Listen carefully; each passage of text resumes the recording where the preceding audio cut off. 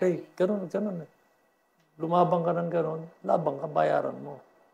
Pero nung naniningil na ako, matagal maningil. Sabi ko, si Bank ang singilin mo. Sabi ko, hindi pwede ang ako.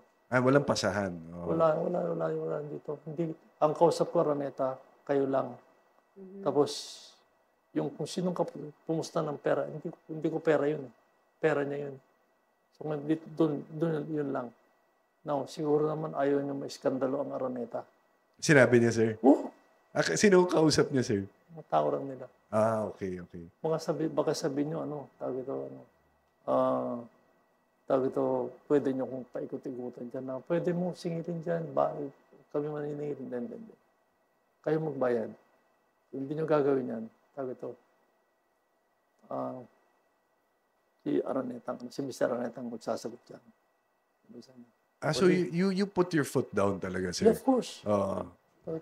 Pambira, panalo ka na, tapos papatalo ka pa dahil pinusta mo yung, hindi mo naman kapusta mo naman, Araneta. So, yun ang gusto kong, I feel bad about what's happening to Araneta. Yeah. In what way, sir? Because it's not well managed the way George Araneta was managing it. May sakit na siya, ayaw na niya. Tawag ito.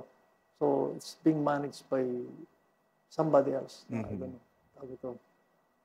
Siguro yung mga magmamana sa kanya. Hindi lang biro ko doon eh.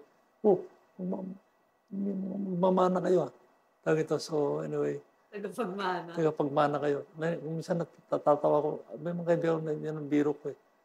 Yung isa doon naniniwala na mamamana siya.